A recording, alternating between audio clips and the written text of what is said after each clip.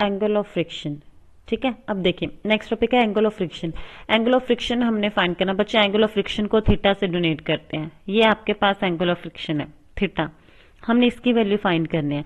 अब देखो डायग्राम सारी सेम है, वैसे ही लेके चलेंगे। हमने ग्राउंड लिया, ग्राउंड पे कोई ब्लॉक रख दिया, उसका वेट नीचे एक्ट कर रहा है mg, रिएक्शन उसका नॉर्मल ऊपर है। ठीक है, इस साइड को आप फोर्स अप्लाई कर रहे हो कैपिटल एफ इसे राइट डायरेक्शन को लेके जाने के लिए, और ग्राउंड की वजह से इस ब्लॉक पे जो फोर्स लग रही है डेट इज एफ एस, जो आपके पास फ्रिक्शनल फोर्स है। ठीक है, इसे स्मॉल एफ लिख रहे हैं क्योंकि हमने अभी तक जहां तक भी डिफाइन किया हमने फ्रिक्शनल फोर्स को स्मॉल एफ से ही डिफाइन किया है। क्लियर है, तो बस इस डायग्राम से ही हमने आगे वाला जो सारा पार्ट है एंगल ऑफ फ्रिक्शन है वो हमने ड्राइव करना है कि टेंजेंट थीटा, या फिर हम बोल सकते हैं थीटा जो हमारा एंगल ऑफ फ्रिक्शन है वो उसकी वैल्यू क्या आएगी और वो किसके इक्वल आएगा। ये 3 नंबर का क्वेश्चन आ सकता है बच्चे आपको फाइनल एग्जाम में।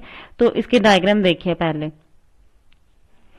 अब देखिए जैसे यहाँ पे कंस्ट्रक्शन किया सिंपल, इस फ्रिक्शनल फोर्स की वजह से कोई ना कोई एंगल बन रहा है थीटा, इसलिए इसे हम एंगल ऑफ फ्रिक्शन बोल रहे हैं। ये थीटा है, हमने ये एंगल बना दिया। अब सिर्फ ये कंस्ट्रक्ट किया बच्चे, इसको डॉट डॉट इस तरफ कंस्ट्रक्ट कर लिया, इसे इस तरफ कंस्ट्रक्ट कर लिया। ये ओरिजिन आपका स्टार्टिंग पॉइंट है, ये बी पॉइंट हो गया, सी हो गया, ए हो गया। ठीक है, अब हमने एंगल ऑफ फ्रिक्शन फाइंड करना है। तो हमारे पास देखो यहाँ पे एक ट्रायंगल बन रही है, ये वाली ओ बी सी, ये एक ट्रायंगल है जिसमें ये वाला एंगल थीटा बन रहा है। हमने इस थीटा की वैल्यू फाइंड करनी है। ठीक है, अब देखो जो दो साइड्स के बीच में एंगल बनता है उनके सामने वाली क्या होती है, परपेंडिकुलर होती है। मतलब बीसी आपके पास यहाँ पे परपेंडिकुलर है, ओ सी हाइपोटेन्यूज है, ओ बी आपके पास क्या है, बेस है। ठीक है, मैंने टेंजेंट थीटा की वैल्यू अगर फाइंड करनी, टेंजेंट थीटा किसके इक्वल होता है, आपने 9th 10th क्लास में किया हुआ है पंडित बद्री प्रसाद वाला फॉर्मूला, उसमें टेंजेंट थीटा किसके इक्वल होता है, परपेंडिकुलर अपॉन बेस।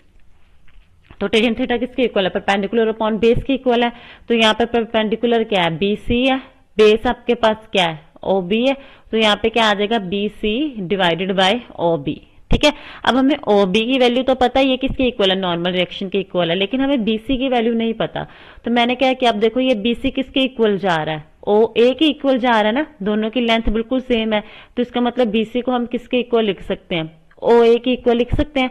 तो बीसी की जगह पे मैंने ओ ए लिख दिया, O B as it is आ गया आपके पास। तो ओ ए की वैल्यू हमारे पास थी, डेट इज फ्रिक्शनल फोर्स। तो यहाँ पे एफ एस आ गया, डिवाइडेड बाय ओ बी था, ओ बी की वैल्यू क्या थी, आर थी। तो इसका मतलब टेंजेंट थीटा किसके इक्वल हो गया, एफ एस बाय आर। तो इसका मतलब हमारे पास एंगल ऑफ फ्रिक्शन की डेफिनेशन क्या आ गई, एंगल ऑफ फ्रिक्शन में भी defined as the ratio of frictional force to the normal reaction. तो अगर हम ध्यान से देखें यही डेफिनेशन किसकी थी, कोएफिशिएंट ऑफ फ्रिक्शन की भी थी। इसका मतलब कोएफिशिएंट ऑफ फ्रिक्शन भी किसके इक्वल है, एफ बाय आर के इक्वल है। टेंजेंट ऑफ थीटा भी किसके इक्वल है, एफ बाय आर के इक्वल है। ठीक है, तो इसका मतलब टेंजेंट थीटा म्यू के इक्वल हो गया। अगर हम इनके राइट हैंड साइड के इक्वल है, लेफ्ट हैंड साइड की इक्वल हो जाएगी। तो टेंजेंट थीटा किसके इक्वल आ गया, म्यू की इक्वल आ गया। बच्चे एंगल ऑफ फ्रिक्शन आपके पास यहाँ पे थीटा है, तो हम क्या बोलेंगे, hence tangent of angle of friction किसके इक्वल हो गया, कोएफिशिएंट ऑफ लिमिटिंग फ्रिक्शन के इक्वल हो गया। ठीक है, तो ये हमारा ड्राइव हो गया 3 नंबर में। सिंपल आपने कुछ भी नहीं करना इसमें, सिंपल आपने पहले क्या करना है, डायग्राम ड्रॉ करने जैसे हम करते हैं, फिर वो कंस्ट्रक्ट करके टेंजेंट थीटा की वैल्यू फाइंड करनी बस अकॉर्डिंग टू डायग्राम। उसमें से ट्राइंगल ले लेना ओबीसी, टेंजेंट थीटा की वैल्यू लिख लेना p by b, perpendicular by base, perpendicular और बेस की वैल्यू पुट करना। परपेंडिकुलर बीसी किसके इक्वल है, ओ ए के इक्वल है, उसकी वैल्यू पुट करना। वहां से आपके पास एफ बाय आर आ जाएगा, एफ बाय आर किसके इक्वल है, म्यू की इक्वल है। इसका मतलब क्या है कि tangent of angle of friction आपके पास किसके इक्वल है, कोएफिशिएंट ऑफ फ्रिक्शन के इक्वल है। ठीक है, सिंपल, ये 3 नंबर का आपका हो गया क्वेश्चन। तो टोटल ये 5 में आपको आ सकता है, साथ में आपको कोएफिशिएंट ऑफ फ्रिक्शन बोल देंगे, साथ में आपको एंगल ऑफ फ्रिक्शन बोल देंगे। तो बच्चे इन 3 टॉपिक्स में से, that is laws of friction, coefficient of friction, angle of friction, इन 3 टॉपिक में से आपको एक टॉपिक तो आएगा ही आएगा। ठीक है, वैसे 2 टॉपिक आते हैं 5 नंबर में। ठीक है, तो ये तीनों अच्छे से कर लेना, ये 5 नंबर का इन तीनों में से पेपर आना ही आना है। तो इसमें अगर कोई डाउट होगा तो वो पूछ लेना। सेम एज इट इज हमारे पास बच्चे आ गया एंगल ऑफ रिपोज। जैसे हमने एंगल ऑफ फ्रिक्शन फाइंड किया है ना, वैसे ही हमारे पास एंगल ऑफ रिपोज है। दोनों का आंसर भी सेम ही आता है, मतलब लास्ट रिजल्ट वहां पे भी tangent theta is equal to ऐसे ही आपके पास आएगा लास्ट रिजल्ट, बट उनके डेरिवेशन करने का वे थोड़ा सा अलग है। ठीक है, वहां पे यहाँ पे एंगल ऑफ फ्रिक्शन आपके पास क्या था, थीटा था ना, वहां पे हम एंगल ऑफ रिपोज क्या लेके चलेंगे, अल्फा लेके चलेंगे, बस यही डिफरेंस आएगा।